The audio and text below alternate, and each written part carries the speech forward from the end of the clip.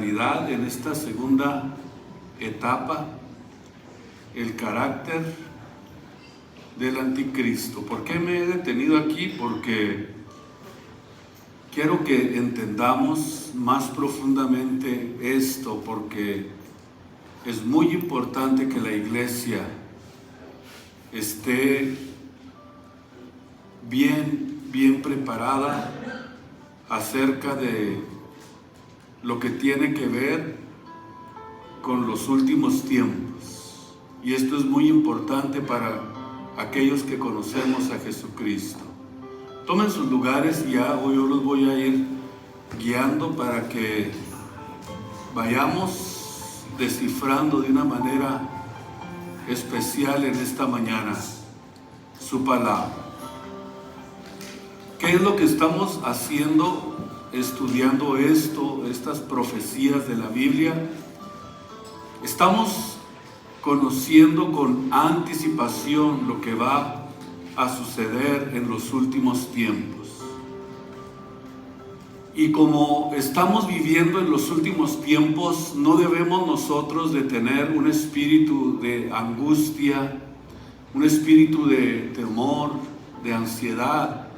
No debe de haber eso en cada uno de nosotros. No debe de existir el temor. Jesús dijo: no se turbe nuestro corazón ni tenga miedo.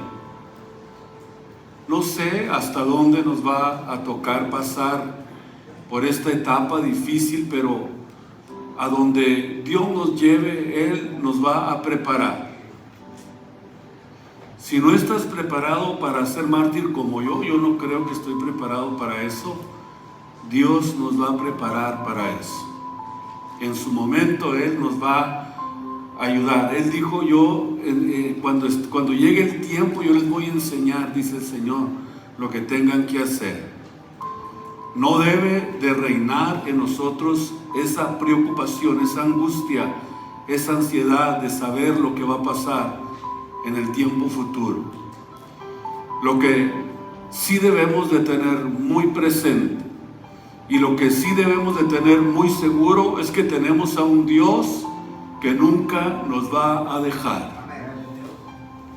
Él dijo claramente: siempre te ayudaré, siempre te sustentaré con la diestra de mi justicia. Aunque ande en valle de sombra de muerte, dijo el salmista, no temerá mi corazón, porque tú estarás conmigo. En el Salmo 23, tu vara y tu cayado me infundirán aliento.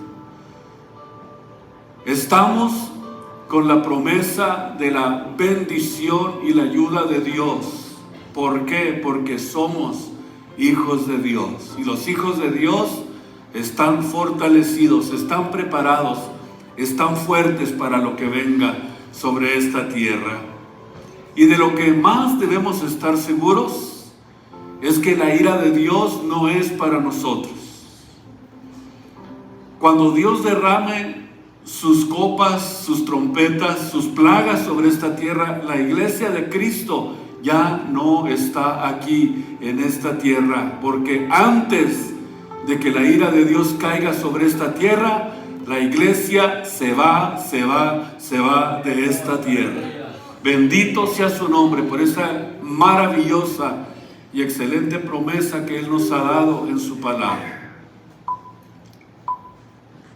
Estamos en el libro de Daniel, capítulo 11, versículo 37.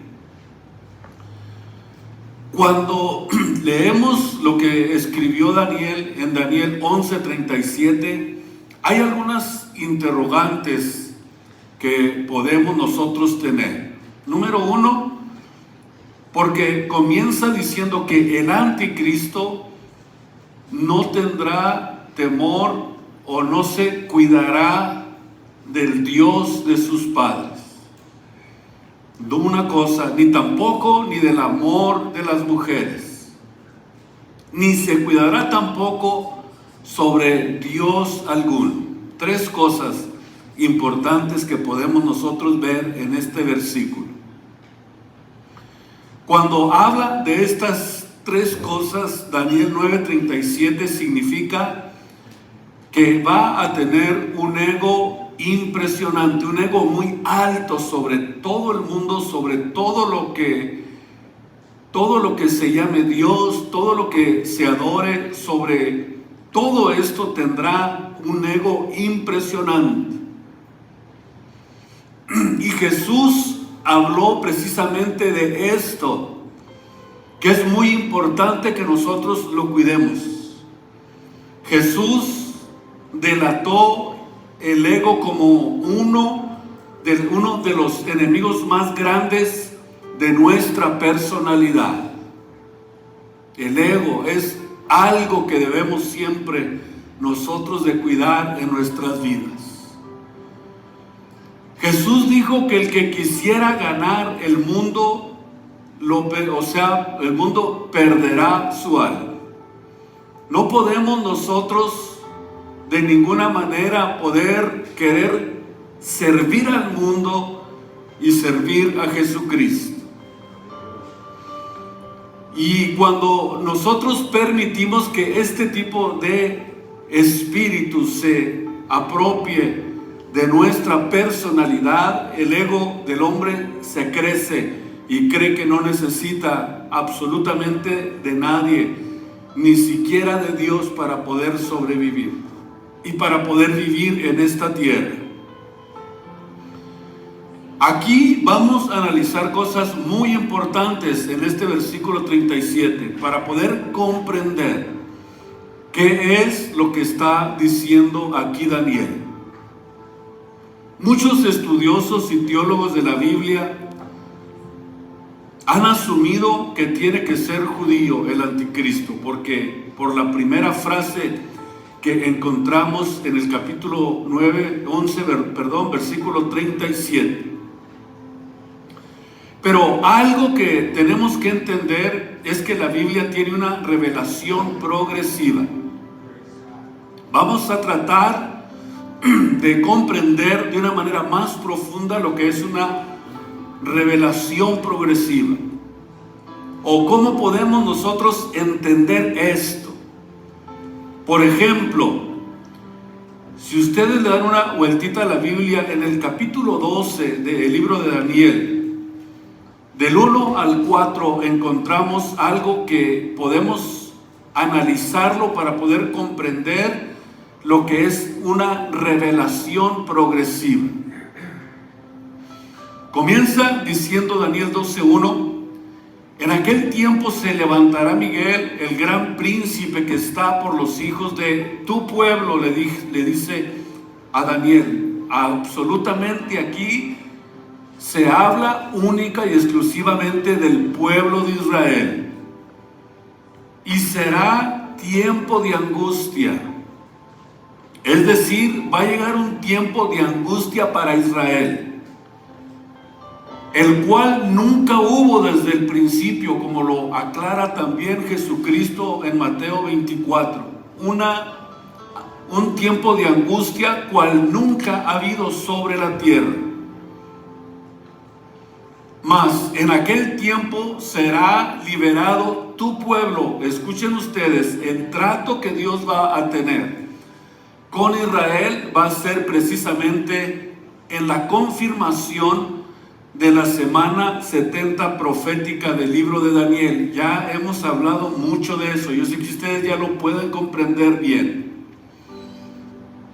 En ese tiempo será librado tu pueblo, todos los que se hallaren escritos en el libro de la vida. Y muchos de los que duermen en el polvo de la tierra serán despertados, unos para vida eterna y otros para vergüenza y confusión perpetua. Y los entendidos resplandecerán como el resplandor del firmamento. Y los que enseñan a justicia, y los que enseñan a justicia a la multitud, como estrellas a perpetua eternidad. Escuchen ustedes, aquí está la clave, versículo 4. Tú, empero, Daniel, cierra las palabras y sella este libro hasta el tiempo del fin. Pasarán muchos y se multiplicará la ciencia. Es decir, aquí está hablando que todo lo que sucede o todo lo que va a acontecer en los primeros 3 versículos que leímos, iba a pasar mucho tiempo para que se llegara ese tiempo. Por ejemplo, ¿cuánto hace que profetizó Daniel acerca de esto? Más aproximadamente 2700 años. Y esto que está escrito aquí, en estos primeros versículos, abarcan una historia de aproximadamente 2700 años. Y durante 2700 o 2600 años, está diciendo Dios, prácticamente nadie lo va a entender, porque son palabras que están selladas hasta que llegue el tiempo final o hasta que lleguen los últimos tiempos. Y pudiéramos decir nosotros con toda certeza que ahora sí estamos ya viviendo en los últimos tiempos. Y esa es la razón por la que Dios nos está dando más luz, más revelación acerca de esto. Y conforme nosotros escudriñamos la Biblia, Dios nos va a dar la llave del conocimiento para que podamos entender lo que durante siglos no pudieron entender. Eso significa que es una iluminación progresiva, es una revelación de la palabra de Dios para los diferentes tiempos y las diferentes edades de la Biblia. Voy a tratar de explicarme más claro. Por ejemplo, los predicadores de los primeros siglos, de la iglesia, los predicadores del 1800, del 1700, del 1600, entendían por el Espíritu Santo que era probable que no entendieran a profundidad lo que era el rapto y lo que es el rapto de la iglesia. Y a lo mejor muchos de ellos por el Espíritu Santo entendían que no les iba a tocar ese tiempo. ¿Sí me explico? Vamos a ver. O sea que quizás el rapto de la iglesia no era para ellos. O como lo menciona Daniel en el capítulo 12, 4, donde estamos, las profecías de los últimos tiempos. Esto solamente lo pudieron descubrir en el pasado los verdaderos escudriñadores de la Biblia, no cualquiera. Casi estoy seguro que muchos de ellos se preocupaban más por santificarse, por exaltar a Dios, quizás enseñar del rapto de la iglesia, pero conscientes de que no era su tiempo todavía, de que no era para ellos. Les voy a dar un ejemplo. Por ejemplo, los profetas hebreos descubrieron. Es increíble esto, por eso quiero irme con mucha calma. No, pues, tenemos todo el día aquí. Los profetas hebreos descubrieron que el tiempo de la gracia que iba a venir aquí a la tierra no era para ellos. Primera de Pedro capítulo 1, y vamos a leer aquí con la Biblia esta verdad excelente, maravillosa, para que nosotros la comprendamos. Primera de Pedro capítulo 1 versículos 9 al 12, hablando naturalmente del tiempo de la gracia,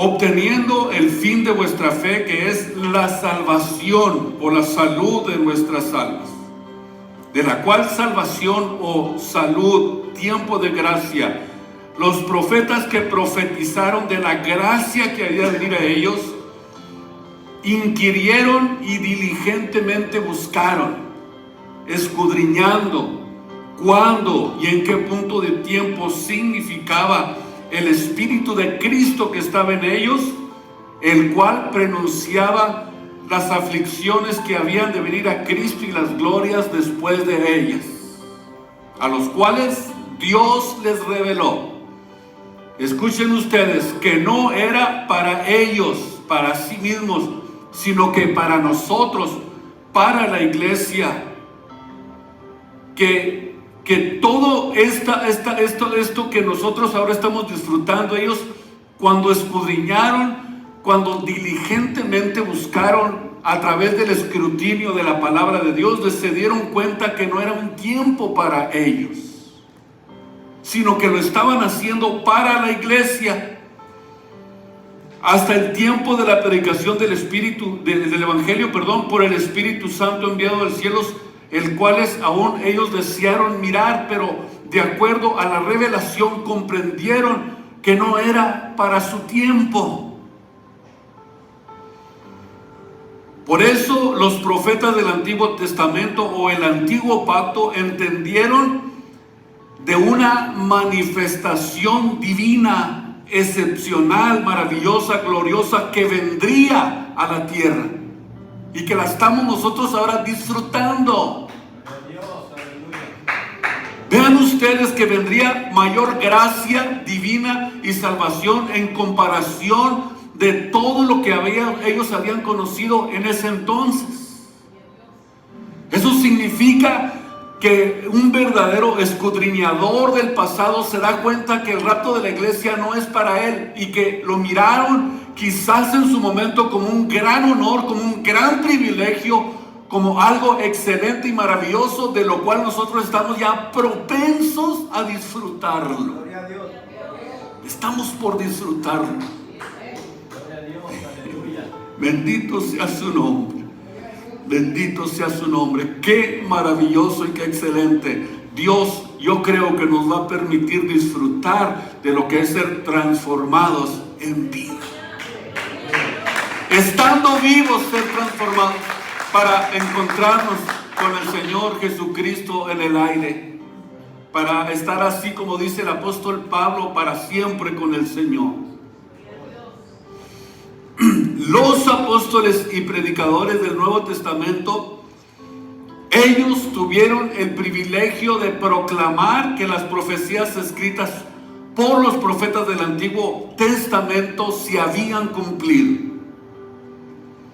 Muy bien, y ahora la revelación de la Biblia, nosotros entendemos claramente que está completa. Ya no hay absolutamente nada que ponerle, nada que añadirle, ni nada que quitar. Todo lo que Dios quería decirnos de la salvación, del reino, del cielo, de la nueva Jerusalén, del futuro, de todo lo que le espera a la iglesia, Dios ya nos lo dijo todo. Dios nos dijo todo lo que nosotros consideramos o consideró Dios que necesitábamos conocer precisamente aquí en la Biblia, en la palabra de Dios. Sin embargo, Apocalipsis 22 dice que cualquiera que le quiera quitar y poner, hay una maldición sobre aquel que lo quiera hacer. Apocalipsis 22, 19.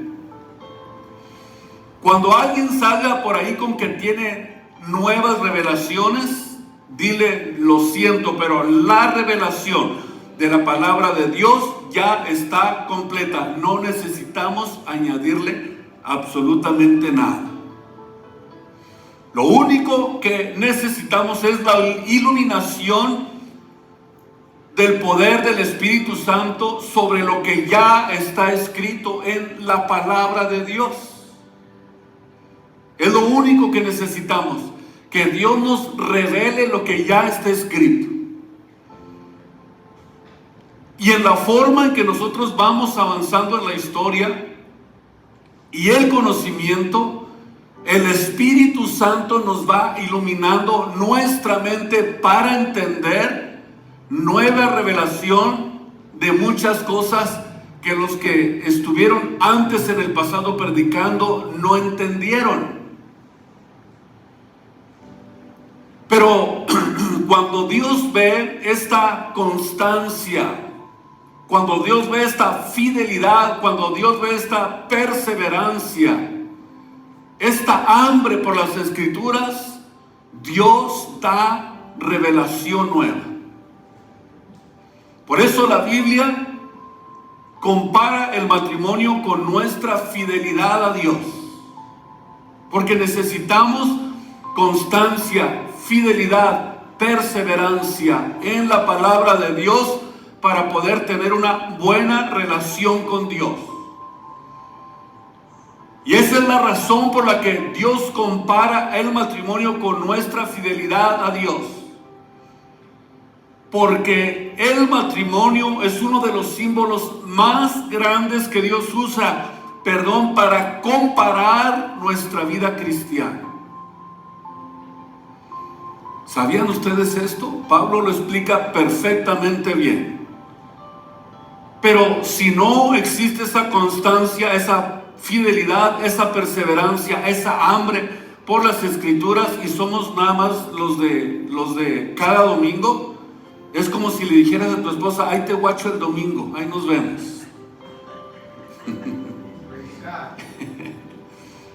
Ahí me esperas con la puerta abierta y un cafecito calentito. Imagínense ustedes la importancia que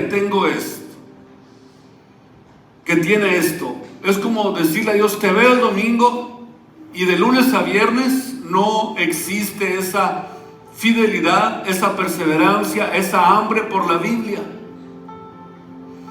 Y cuando no es así, cuando no existe esta comunicación, esta fidelidad, significa que no voy a poder tener una comunión profunda con Dios. Si de lunes a viernes te olvidas que estás casado, piensa en un momento, ¿qué sucedería? Haz lo mismo con el matrimonio, a ver cómo te va. A ver si pasas un año. No creo que aguantes mucho. Y luego pregunta a la esposa: ¿para qué me quieres? ¿Me quieres solo para tu sirvienta? ¿Solamente para tu uso personal? Y en toda la semana no hay ninguna comunicación. No se hablan, no son amigos, no se conocen. Eso significa que hay allí un matrimonio al borde del fracaso, porque hace falta precisamente la comunicación, hace falta la fidelidad, la perseverancia, el compromiso sobre todas las cosas. Porque si no hay comunicación, se rompe la amistad, y eso es precisamente lo que nosotros estamos tratando de hacer con nuestro Señor y Salvador Jesucristo. Queremos tener una comunicación, una amistad, tenemos que tener un acercamiento continuo a Dios, para que Él nos vaya guiando, para que Él vaya con su Espíritu Santo enseñándonos todo lo que está pasando a nuestro alrededor, y saber el tiempo en el que estamos viviendo. Él dijo claramente: yo los capitanearé hasta la muerte, yo iré delante de vosotros, pero tienes que seguirlo para poder lograrlo.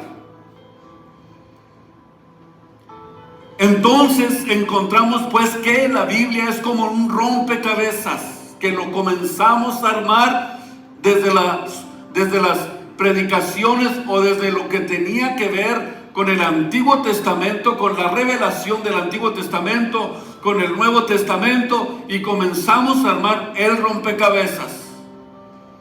Y todo apuntaba, este rompecabezas, en el tiempo pasado, al conocimiento que se tenía acerca de lo que es el anticristo. Cualquiera que lee esta porción dice: pues aquí vemos que el anticristo es o tiene que ser judío. ¿Por qué? Porque lo relacionamos con el Dios de sus padres. Sin embargo, encontramos en el Antiguo Testamento más de 10 versículos, pero sobre todo el libro de Isaías, que es uno de los pasajes más importantes, donde nos habla de que el anticristo es un asirio. Capítulo 10, versículos 5 y 6 del libro de Isaías. Esto yo ya lo he estudiado con más profundidad con ustedes en otras ocasiones. Por eso dice: oh Asirio, oh Asur, vara y bastón de mi furor, en su mano he puesto mi ira. Mandaréle pues contra una gente fementida, y sobre el pueblo de mi ira le enviaré, para que quite despojos, arrebate presa, y que lo ponga a ser hollado como el lodo en las calles. ¿Qué descripción tan importante nos da Isaías acerca de cómo el asirio, el anticristo, va a hollar la ciudad de Jerusalén, va a poner la vara y el bastón de su ira para, escuchen ustedes, salvar a Israel, para redimir al pueblo de Israel? En el versículo 12: mas acontecerá que después que el Señor hubiere acabado toda su obra en el monte de Sión y en Jerusalén, visitaré sobre el fruto de la soberbia del corazón del rey de Asiria y sobre la gloria de la altivez de sus ojos. Después de que Dios acabe lo que tiene planeado con Jerusalén, algo y muchas cosas que todavía no se han llevado a cabo. Por ejemplo, todavía no se ha llevado la reconstrucción del tercer templo judío. Todavía no comienza la semana 70 profética sobre Jerusalén y sobre el pueblo de Israel. Eso significa que esto que estamos leyendo es para el último tiempo. Y cuando Dios termine todo lo que tiene que hacer con Israel y la ciudad de Jerusalén, entonces visitaré sobre el fruto de la soberbia del corazón del rey de Asiria y sobre la gloria de la altivez de sus ojos. Y ahí aparece un hombre o un conquistador con el cual Dios está enojado. Y cuando Dios termine su obra en Jerusalén, es que Dios castigará a este hombre que se le llama el rey de Asiria. Ahora, una vez que tenemos por un lado versículos que nos hablan que puede ser asirio, hablando del anticristo, naturalmente, y por otro lado que puede ser judío, ¿cómo podemos nosotros conciliar esto? O pudiéramos decir, ahora necesitamos reconciliar esto. Porque hay algo de verdad, que el anticristo va a ser judío, y hay algo de verdad que también va a ser asirio.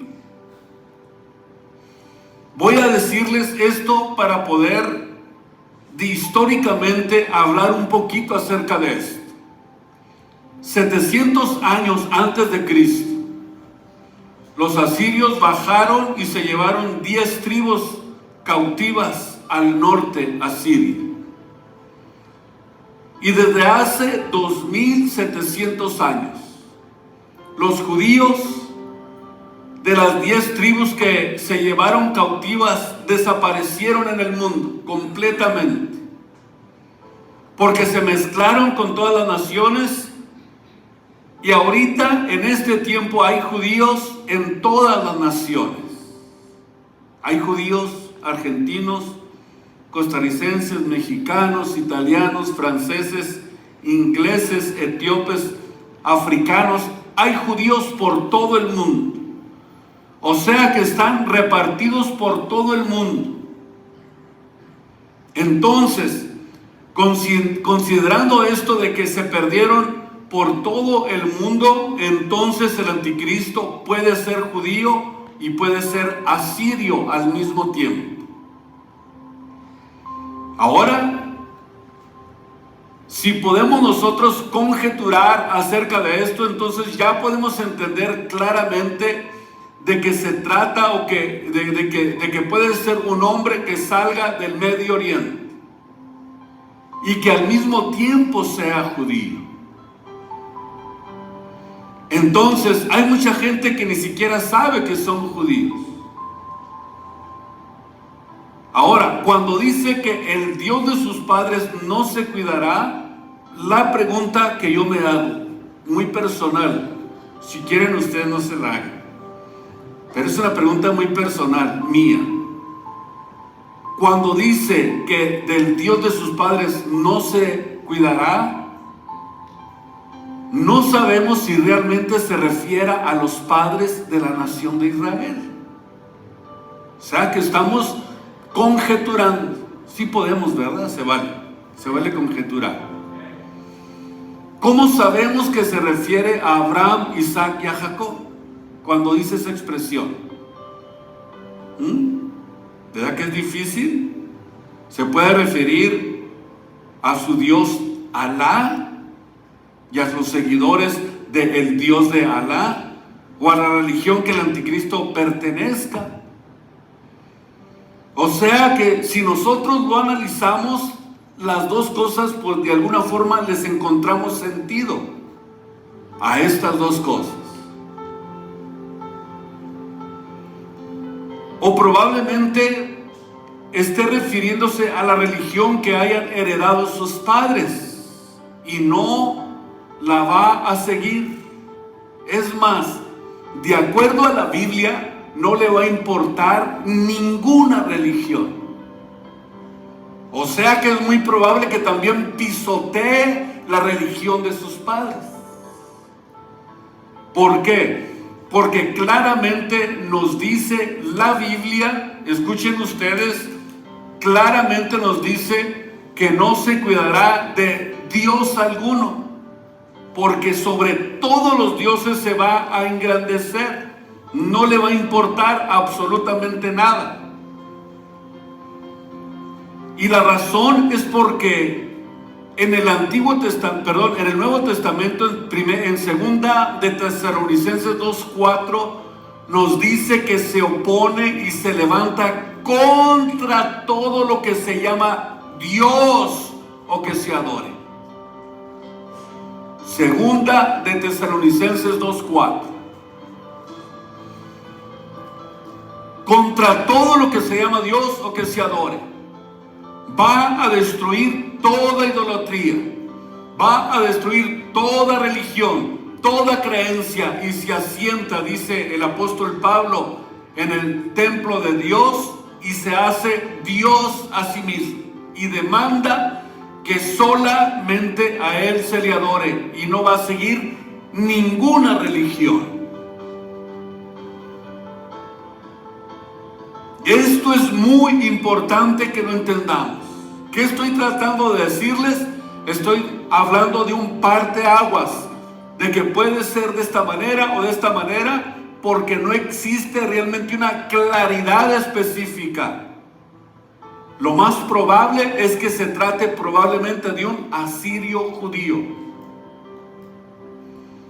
Pero también puede ser alguien que viene precisamente por la rama de los padres de Alá o los seguidores de ese Dios. Muy bien, podemos conjeturar, ¿verdad? ¿O no se confunden por eso? No, ¿verdad? No es difícil entenderlo. Y del amor de las mujeres no hará caso. Y la palabra que se usó para amor es la palabra Shemdah, con H al final, y significa deseos de placer. Y aquí pudiéramos hablar de tres especulaciones, suposiciones o conjeturas. Número uno, que puede ser una persona homosexual. Número dos, que puede ser un eunuco, o también puede ser una persona híbrida. ¿Por qué? por la forma sobrenatural en la que se presenta en el mundo. Apocalipsis dice que hasta fue herido de muerte y resucitó. Ahora, ¿qué es un híbrido? Eso es cuando existe una mezcla entre dos especies diferentes. Tú mezclas una mula con un caballo, un caballo con un burro y sale una mula, y esa mula es híbrida, no se puede reproducir. ¿Por qué sucede esto? Esto sucede cuando se violan las leyes de la genética o las leyes del ADN. ¿Y qué pudiéramos decir de este tiempo? Que aún ya existe hasta la clonación y la inteligencia artificial. Existen ya laboratorios clandestinos en muchos países como Alemania, Francia, Rusia, donde se están llevando a cabo este tipo de clonaciones. La diferencia existe en esto y les voy a tratar de explicar. Por ejemplo, si hay si a mí me quieren clonar y sacan un óvulo y lo mezclan con el óvulo de una mujer, mi clonación no va a ser como la de un niño, sino que va a tener las mismas características mías. Va a tener los mismos achaques que yo tengo. Es como si me clonaran de mi edad, vamos a decirlo así, para que mejor me entiendan. Y eso es precisamente el sueño que persiguió Hitler. Quería crear una raza aria donde todos fueran blancos, altos, ojos verdes y guapos, y todos los prietos van para afuera. Ese fue su sueño. Y esto también, escúchenme ustedes, es parte de la Agenda 2030. Asústense. Escuchen esta información cuando tengan tiempo en sus casas. ¿Qué significa esto? Que ellos quieren con el ADN y la inteligencia artificial crear una raza superior. Esa es la Agenda 2030. Y nosotros encontramos en Génesis 3:15 cuando nos habla la Biblia de dos simientes o de dos semillas. La simiente de la mujer y la simiente de Satanás. Y encontramos la primera profecía del nacimiento virginal de nuestro Señor Jesucristo, que tiene que ver con esta profecía. Y no es hasta que se descubren las leyes de la herencia genética, fue entonces cuando comenzó a entenderse Génesis 3:15. No es hasta entonces donde se comienza a entender que cada especie iba a reproducirse según su especie, y que la transmutación de especies es totalmente anticientífica y que nunca va a pasar. Es mentira que si encierras un chango al día siguiente va a estar un hombre guapote ahí. No existe la transmutación de especies. Es anticientífica. ¿Y qué es lo que profetizó Génesis 3:15? Que habría una guerra entre dos simientes o dos semillas. ¿Cómo es que la semilla de la mujer heriría a la semilla o a la simiente de Satanás? Escuchen, cuando la mujer realmente no es portadora de la semilla, sino el hombre, ¿cómo iba a pasar esto? Y la razón es porque el hombre es el que posee la semilla y la mujer es la que recibe la simiente, y es precisamente ahí donde existe la concepción. Y si el cromosoma de mi papá era X, nace un varón. Y si el cromosoma es X, es mujer. Se mezclan el cromosoma XX de la mujer y el cromosoma del hombre XY. Y esto es lo que define el género biológicamente, no lo que digan los jueces. ¿Escuchan esto? Es muy interesante. No que esto es lo que define biológicamente el sexo y no lo que diga el gobierno o lo que el gobierno nos quiera meter en la cabeza a fuerza. O sea que no se pueden violar las leyes biológicas de la naturaleza. Entonces, esta es la razón por la que María, la madre de nuestro Señor Jesucristo, no debería o no debía de tener relaciones con José. Y durante más de 18 siglos, todos los cristianos pensábamos, ¿cómo es que nació virginalmente? Pero ahora, en este tiempo, nosotros entendemos genética y científicamente que la semilla del varón viene infectada con el pecado. Desde que el hombre pecó contra Dios. Y es por eso que tuvimos que volver a nacer, dice la Biblia. Por ejemplo, en el libro de Juan capítulo 1 versículo 12-13 habla de que para poder volver nuevamente a restablecer lo que nosotros hemos perdido con Dios, es necesario el nuevo nacimiento. ¿De qué forma nos vamos a deshacer nosotros del pecado con el que nos engendró nuestra madre? Juan 1, versículos 12 y versículo 13, si lo pueden poner, estaría bien para que lo lean y ustedes analicen con la Biblia detenidamente por qué razón es que Cristo tenía que nacer virginalmente de una mujer. Escuchen ustedes, para detener, para parar el engendro del pecado que es llevado a cabo en la concepción. Tenía que ser de esta manera.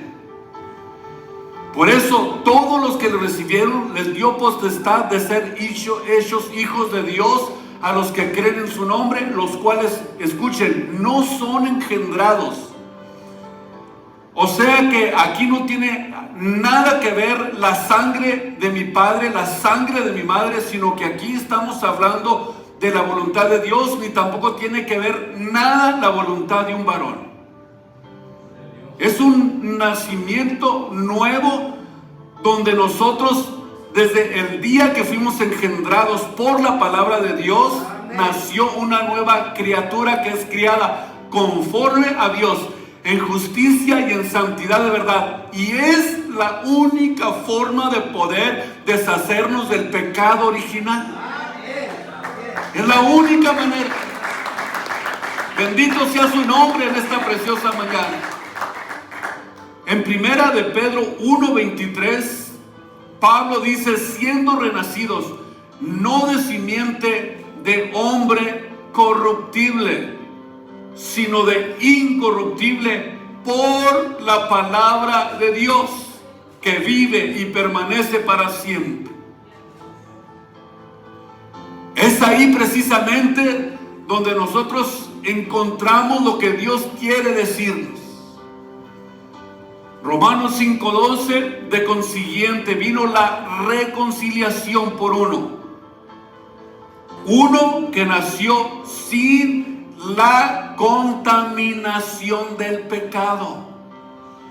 Escuchen ustedes, del que estamos hablando no nació de voluntad de varón, sino de Dios, para detener el pecado y detener la contaminación del pecado. Así que el pecado entró en el mundo por un hombre, y por el pecado la muerte, y la muerte así pasó a todos los hombres por cuanto todos pecaron. Es entonces en la concepción que se transmite el pecado. Salmo 51:5. David dijo algo muy interesante que nosotros ahora podemos examinar y podemos ahora comprender de una mejor manera. He aquí que en maldad he sido formado y en pecado me concibió. Noten ustedes, no está diciendo cuando nació, sino cuando fue concebido. Cuando el hombre es concebido por la voluntad de varón, nace con lo que dice Romanos 5:12, nace con la contaminación del pecado. Es inevitable. Y no solamente tenemos una herencia de pecado cuando nacimos, cuando nuestra madre nos concibió en el pecado, sino que tenemos la herencia que es física, mental y espiritual. O sea, que nacimos desconchinflados. Totalmente. Yo soy un yonki. Si nosotros lo analizamos espiritualmente, nos destrozó totalmente todas nuestras capacidades y recibimos la herencia física, mental y espiritual por causa del pecado. ¿Por qué el ser humano tiene más maldad que bondad? Porque desde el nacimiento tiene la tendencia en ir en contra de la autoridad. A los niños no necesitamos enseñarles a portarse mal, les enseñamos a portarse bien. Para lo otro no es necesario. Por eso cuando nosotros venimos a la Biblia, a la palabra de Dios, vemos que era necesario, totalmente necesario, que Jesús fuera engendrado de acuerdo a Mateo capítulo 1, versículo 18, por obra del Espíritu Santo. ¿Qué significa esto? Sin pecado. Engendrado por el Espíritu Santo. Eso significa que en el momento del engendramiento el pecado no pudo contaminarlo, porque no era nacido por voluntad de varón. Es decir, Cristo nació sin la herencia que se transmite, a través del cromosoma X del hombre. ¿Por qué? Porque fue engendrado por el Espíritu Santo. Hebreos 7:26. Porque tal pontífice nos convenía, escuchen ustedes, santo, inocente, limpio, apartado de los pecadores y hecho más sublime que los cielos. Se requería que naciera sin pecado. Es decir, Cristo cuando nace en este mundo no nace por la línea por la que nosotros nacimos, sino que Él fue engendrado por obra del Espíritu Santo para destruir por medio de la muerte de un hombre santo, inocente, puro, y destruir el imperio de la muerte que reinaba sobre nosotros por causa del pecado. Así que tal pontífice nos convenía que fuera santo, inocente, apartado de los pecadores y hecho más sublime que los cielos. Ahora entendemos que la obra de Jesucristo fue la obra más excelente y maravillosa. En Apocalipsis 15:4 dice: ¿quién no te temerá, oh Señor, y engrandecerá tu nombre? Porque tú solo eres santo, por lo cual todas las naciones vendrán y te adorarán. Eso es lo que nosotros hemos alcanzado a través del conocimiento de nuestro Dios y Salvador Jesús, el Cristo, a quien servimos, adoramos y le damos gracias por la obra maravillosa hecha en la cruz del Calvario. La razón por que el anticristo pudiera ser un híbrido es porque Satanás quiere imitar en todo a Cristo. Pero esto se los explico en la próxima semana. ¿Qué les parece? Yo creo que con esto tienen, ¿verdad? Ya comieron, ahora quieren café, ¿verdad? Así que pónganse de pie en esta mañana.